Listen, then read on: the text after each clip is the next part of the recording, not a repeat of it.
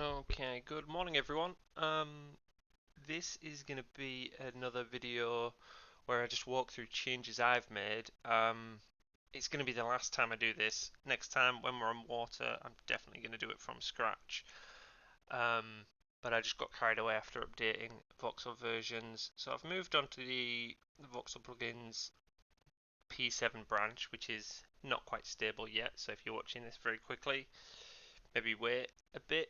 But yeah, if P7 has been released, then feel free to jump on it.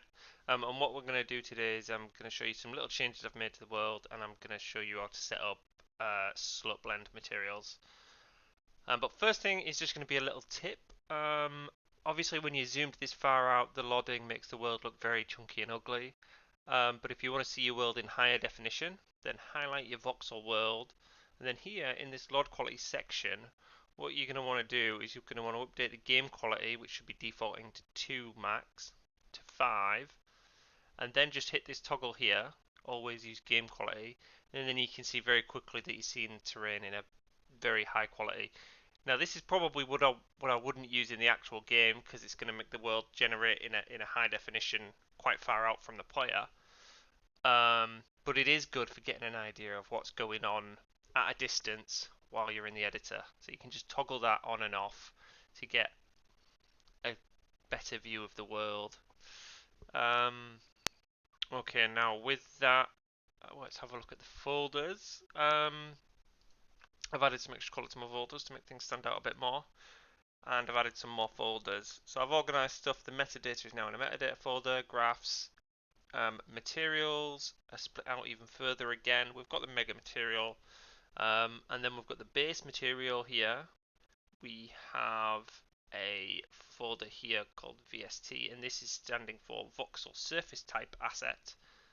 And then we have smart surface type. So previously we were just using normal materials, but the voxel plugin has abstracted away from using standard materials so that they can set up what they're calling a surface type and a smart surface, and a graph behind that. So if we open up this smart surface type for one of the biomes, you can see it's got a graph here, which is a voxel surface graph, and it's got some parameters here that I can change relating to the slope blend and the materials. So if I open this slope blend graph, you can see what it's doing is it's getting the vertex normal of the world, and then it's doing just some, we can ignore that actually, it's doing some normal slope blend stuff. You'll see this on Unreal tutorials for setting up slope blend in the landscape.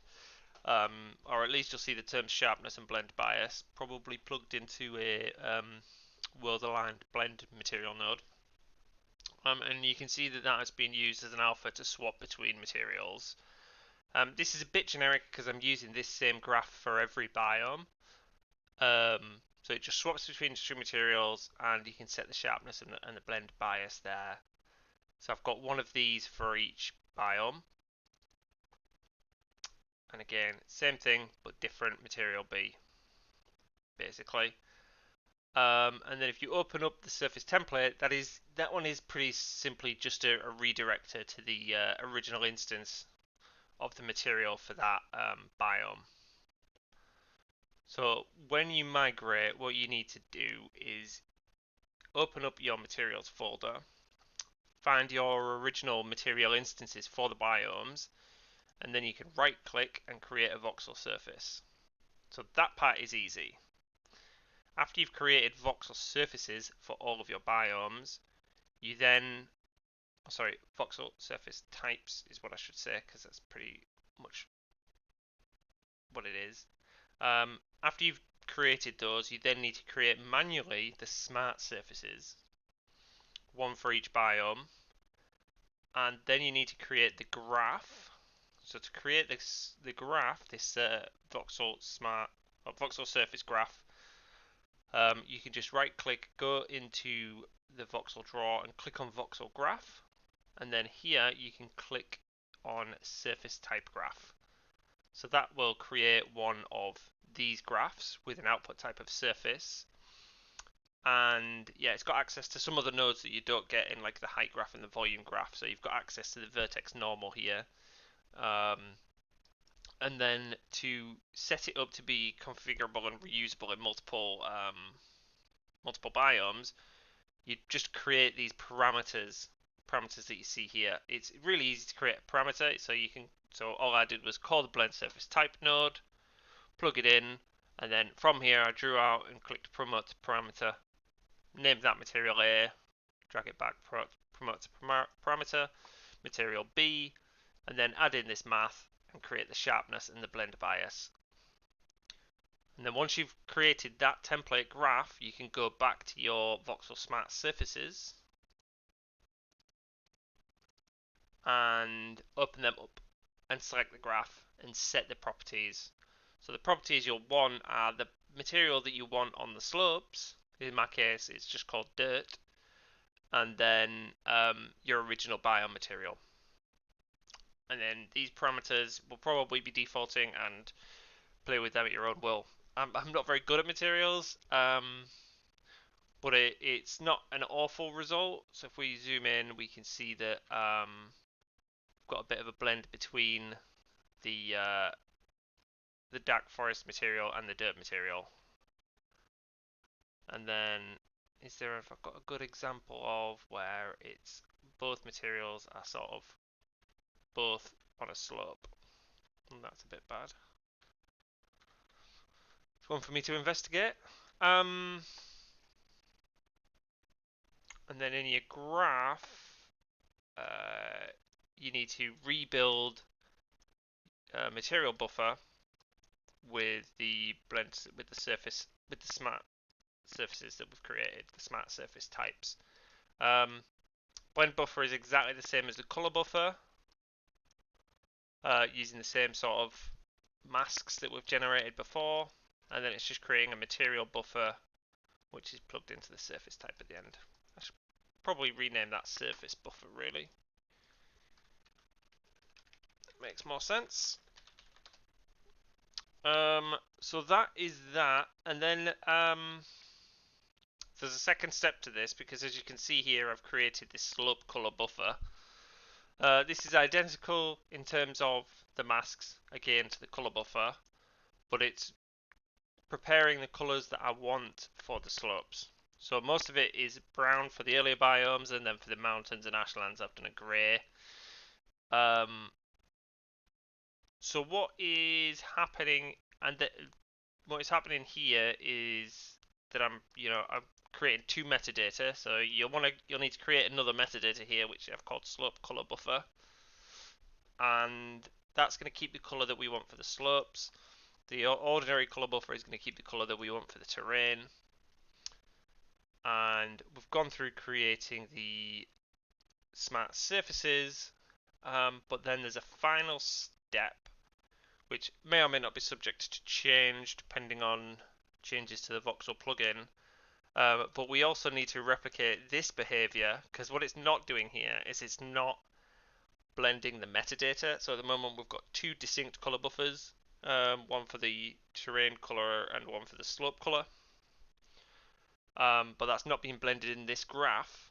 So the final step in setting up this material is go into your master material, base material, and add in the same logic for blending and lerp between the two different color buffers. So we've got the slope color, which is the brown and the grey, and we've got the color buffer, which is all of the different terrain colors. And then we're doing exactly the same logic, so we're getting the vertex normal, we're getting the Z component of that, and then we're multiplying it and subtracting it. That stuff is all identical to this. And so this graph here is blending the materials, which is going to include things like the normal maps, the nanite displacement, and the roughness maps, but it's not blending the colors themselves. So to get a smoother blend, you need to also do it in the material to blend between the colors, and that is what gives us a very sort of relaxed blend here. I'm not quite sure if I like it, but this is what I've got right now. Now you'll also notice that the terrain is a lot more bumpier. You can see it best probably on the dark forest. There you go. You can see that it's a lot more textured, if you will. That hasn't come from the materials. So we're done with the slope buffer and we're done with the changes to materials. The bumpiness I've added in here. So this is just a very low amplitude, very low feature scale noise. And I've done this after all of my terrain noises. So this is just adding this bumpiness to everywhere on the map. You can see it's the same on the swamps. It is the same on the mountains, although it's not very obvious. It's even less obvious on the meadows. Oh, I'm terrible at this camera work. Oh, you can see it on the meadows there. But yeah, that's just to give it all a bit more texture, give it a bit more bump when you're walking over it. So that is added in there in my terrain noise. The other two things I need to talk about are the mountain noise. I wanted my mountains to be a bit higher. I wanted to get more of a mountainous vibe from them. So I needed to change the terrain noise. And so previously we've been doing a lot of our mountain stuff at the end. But I wanted to go back to the start and decide where my mountain biomes are earlier on in the process and make them bigger and bumpier. Because, you know, with my Black Forest terrain noise, I am adding height to the terrain in some areas for the Black Forest, but that doesn't mean I necessarily want it to turn into a mountain, which is what I was doing at the end. So I added the mountain terrain noise being changed at the start. So that again is just a similar to what we've done previously. It's adding to the base noise and then lerping between that. So if the terrain base noise had a value of more than 10,000 with a pretty large fall off here, it was swapping to this higher, more bumpy noise with a few more octaves. So the mountain ends up with probably 10 total octaves. Let me go back to the main graph. Because this one's got 5 and then the mountain's got 5. So this is quite bumpy and quite jagged, a bit more mountainous. Certainly compared to last videos. And I've also got sort of bigger mountain ranges. Oh, looks like a bloody asteroid has hit it. Yeah, but I'm quite happy with those changes to the mountain noise. It gives certainly some better, more varied terrain. And then on this, I did just remove one of the input nodes, which was base noise, because it wasn't necessary. It was just the prior noise was just being used in 2 different places. And then towards the end, we had a height splitter for the mountains. So we were doing this to get the mountain height and the mountain sharp. I've collapsed all of that to a function, and I've added even more noise to this noise here, sorry. This makes the transition from below mountains to mountains. It makes it a bit jagged. It's not a straight line, although it looks it here. It looks very much like a straight line here, but it's not. Let me see if I can just elaborate on that a bit more.